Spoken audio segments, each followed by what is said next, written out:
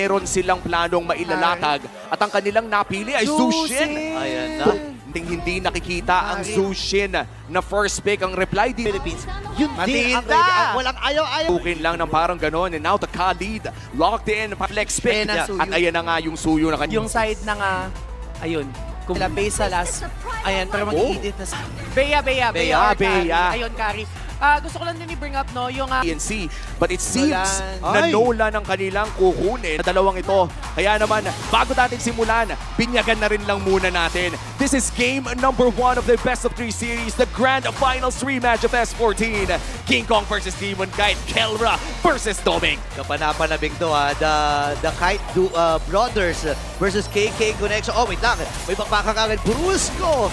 At itong si Renny J. Naku, binibitbit lang. Ginagawang pusa itong si Brusco. Pero Dalawa pa yung nadampot.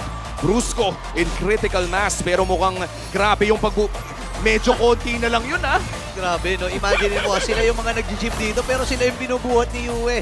Ibigyan ng konti. Okay, umatras muna siya dito. Ang ganda ng rotation ay pinapamalas ng Aurora. Pero may salubong nga dito sa may bandang gitna. Tapak lang muna sila dito sa mga damuhan. Pero bibit-bitin ulit itong si Brusco. Andun yung mga ikot mula dito kay Renny J. Ngayon si Brusco may ibig sa amin ng membro. Mula Guiding sa wind! Aurora. Wow! Andun yung guiding wind. Nice save itong si Bruiser. Super friends with Anong guiding wind coming from Super Friends? I think he had a lot of time to cast that, pero inantay niya until the very last second bago niya kinasayon. Kaya naman first blood for Renny J. Ang ganda din kasi na pagkakaset up kay... Ano ba? Grabe, tignan mo yung likod. Oy, taas! Ay, naku, may bakbakan kagad dapat si Claire ay Ay! naka-atras. Buhay pa rin, tatlong miyembro na reinforce mula sa Onyx Philippines. Napapingan rin itong si Renny J. Ikalawang pagkakamata. Safe ang nagiging laning phase dito kahit papano pero mapasok na si Brusco, half HP. Okay, kailangan matras si Brusco dito pero binababara na rin sila dito. Ay! Mga lanterns habang si Brusco ay nakatakas din. O Renny J, nandun sa may bandang likod. Lumipad na nga rin dito yung Matilda pero mukhang babalik din lang sa kanyang mga teammates. Onyx Philippines, papasukin ng Raging Sandstorm. Okay, Renny J, nasa likuran. Ay! Yeah, pero iniligtas pa rin si Brusco. Pero not for long. Nakuha si Yue ng isa. Vince? Sa target. Nakamula ng Aurora. Team with Kyrie kill. King Kong, Pinagatihan-tihan na dito pero papasok si King Kong sabay atras. unang pagong mukhang hanap na lang ng trade ang Onyx Philippines because so far, what's been happening ay nababasa ng Aurora yung movement na ginagawa ng Onyx Philippines. Super Kung tama yung fracture. Kung tatanungin ako pag tumama yung fracture na yun, sure dead na dapat yun eh. Oo, matik na kagad yun eh. Pero iba kasi ito eh, the next standard.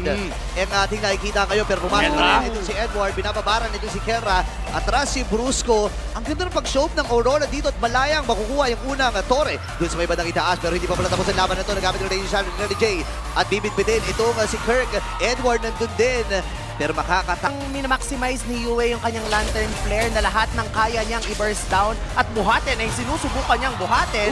Mabubuhay si Demon kahit tas papagsak si Kelra doon sa top. Oo, lahat ng pagong ay sa kanila din mapupunta. Pero nakita din natin to kahapon. Nakita natin to mula sa TNC. Na nga sa punto na pag pupunta ang Onyx doon sa ginagawa nila, eh wala na silang naabot na pero naabot na nila Demon ata.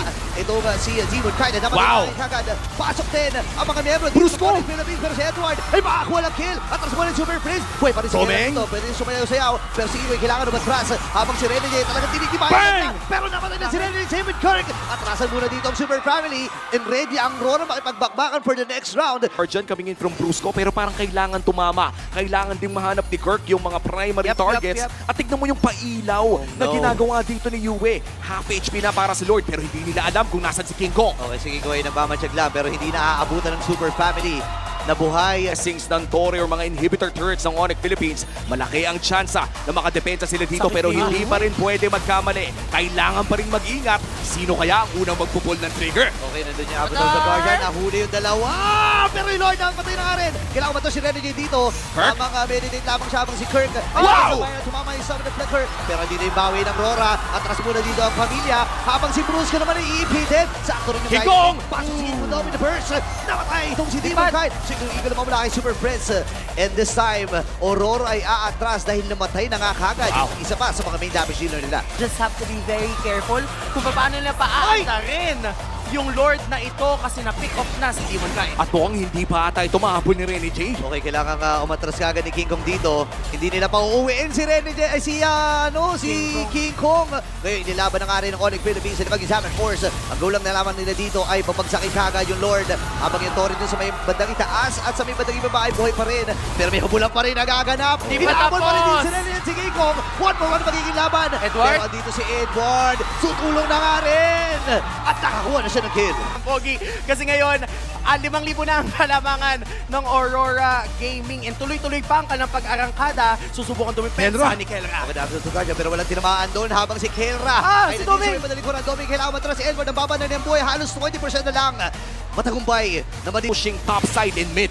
half-hearted sila dito sa mga 5v5 initiations. Ngayon, si Kirk ang hinahabol nila. Soft reset ang gagawin dito sa may Lord. Kaya magkakakitaan na ata. Si Kirk ang ginagamit nila. Sasama si Kiko. Pero lumiko sila doon sa may gilid. Si Edward ang target. Pero sakto din yung pasok ni Edward. Kirk? Ngayon, mabubuhay pa nga ba siya dito? Habang si Rene pinutulungan ng 4 na miyembro mula sa Onyx Philippines. One immortality. Bagsak si Rene J.